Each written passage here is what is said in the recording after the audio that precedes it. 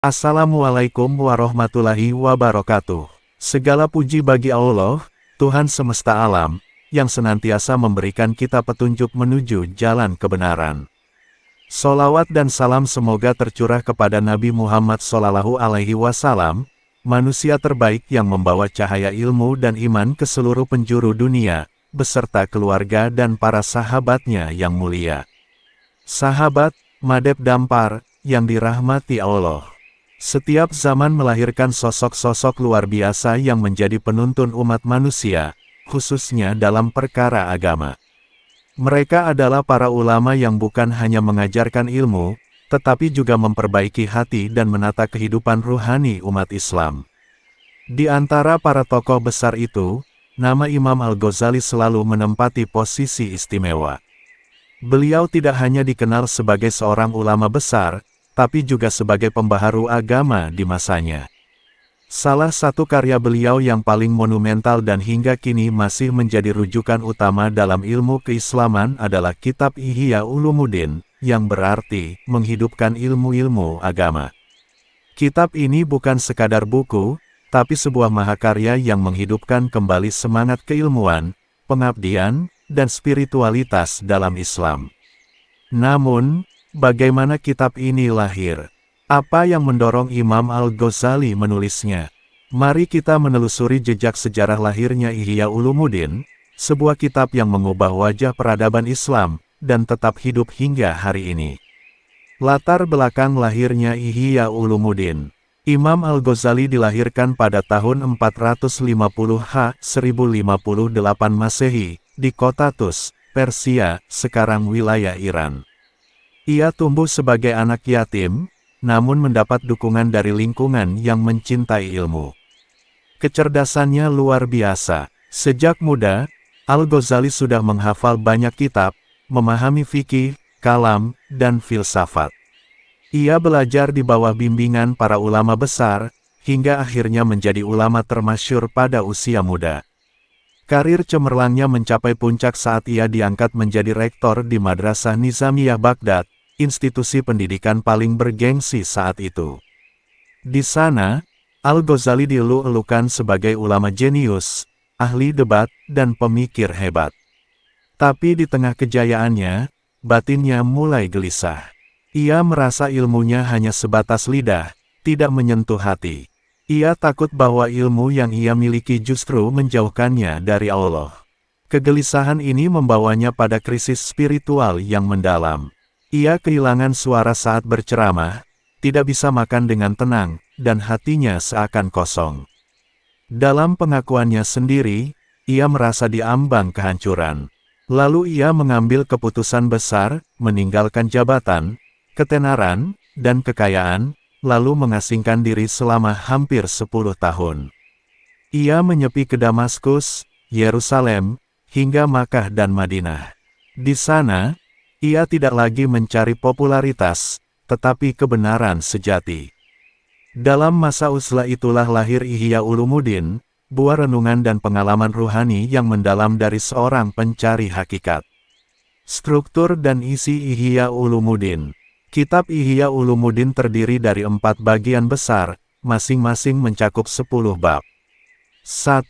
Rub al-Ibadat. Bagian ibadah membahas tentang rukun Islam, seperti taharah, salat, puasa, zakat, haji, dan adab dalam beribadah.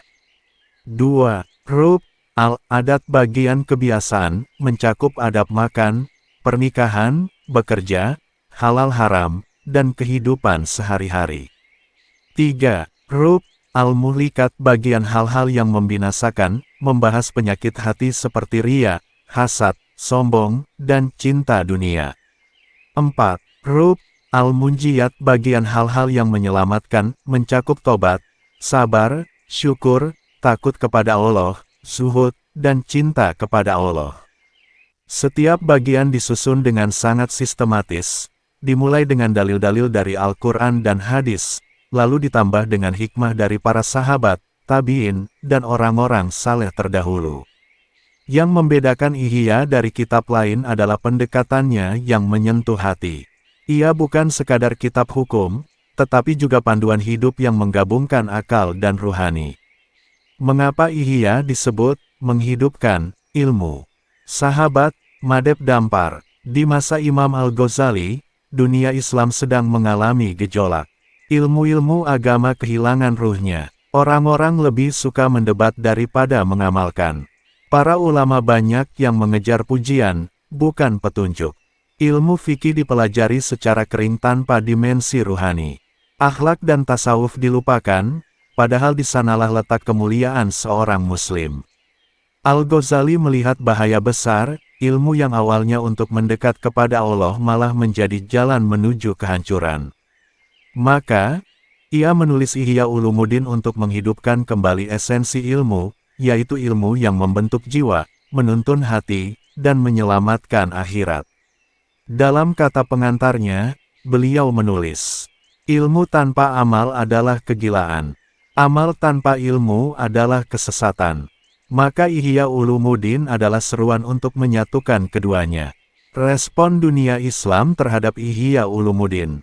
Sejak pertama kali disebarkan, kitab Ihya disambut luar biasa oleh ulama dan umat Islam di berbagai penjuru dunia. Ia menjadi bahan kajian utama di pesantren, madrasah, dan halaqoh. Bahkan hingga hari ini, lebih dari 1000 tahun setelah penulisannya, kitab ini tetap diajarkan dan dicetak ulang di berbagai bahasa. Banyak ulama memuji Ihya sebagai kitab yang paling lengkap dan seimbang antara fikih, tasawuf, dan akhlak. Salah seorang ulama berkata, jika seluruh kitab Islam hilang dan hanya tersisa Ihya Ulumuddin, maka ia cukup mewakili semuanya. Namun, tidak semua memuji. Ada pula yang mengkritik karena beberapa kutipan dalam kitab ini berasal dari riwayat yang lemah atau kisah-kisah yang tidak ditemukan sanadnya. Tapi Imam Al-Ghazali menjawab, tujuanku bukan mengajarkan hukum, tapi menggerakkan hati. Maka kata-kata hikmah tetap bernilai selama mengarah pada kebaikan. Pelajaran berharga dari proses terciptanya Ihya. Sahabat Madep Dampar, yang dimuliakan Allah. Kisah lahirnya Ihya Ulumuddin bukan hanya tentang menulis kitab. Ia adalah pelajaran hidup tentang pentingnya keikhlasan, kejujuran ilmiah, dan kesungguhan dalam mencari kebenaran. Imam Al-Ghazali meninggalkan semua yang dicintai manusia, harta, jabatan, nama besar, demi mencari cahaya yang sejati. Dan dari pengorbanannya itu lahir karya yang menyinari dunia Islam lebih dari 1000 tahun. Kitab Ihya mengajarkan kita bahwa ilmu sejati bukan hanya yang dicetak di buku, tapi yang tertanam di hati. Bahwa dakwah bukan sekadar ceramah, tapi tentang keteladanan. Dan bahwa ulama sejati adalah yang rela menghilang dari keramaian demi menyatu dengan Tuhan. Penutup, warisan abadi seorang pencari hakikat. Sahabat Madep Dampar, yang dirahmati Allah. Kita hidup di zaman yang penuh informasi, tapi sedikit hikmah. Kita belajar banyak hal, tapi sedikit yang benar-benar menyentuh hati. Maka marilah kita kembali kepada warisan para ulama besar. Kita gali kembali Ihya Ulumuddin, bukan sekadar untuk dibaca, tapi untuk dijadikan cermin diri. Kita renungkan setiap babnya. Kita amalkan nilai-nilainya, karena kitab ini bukan hanya ditulis dengan pena, tapi dengan air mata, doa, dan pengalaman spiritual yang mendalam. Ihya Ulumuddin adalah cahaya di tengah kegelapan. Mari kita nyalakan cahaya itu di hati kita, di rumah kita, dan di masyarakat kita. Wassalamualaikum warahmatullahi wabarakatuh. Jangan lupa untuk terus mengikuti konten-konten inspiratif, menyentuh jiwa, dan penuh makna hanya di channel Madep Dampar. Kita akan terus menggali hikmah dari para ulama agung, memperdalam pemahaman kita terhadap ajaran Islam, dan memperkaya ruhani dengan ilmu yang menenteramkan.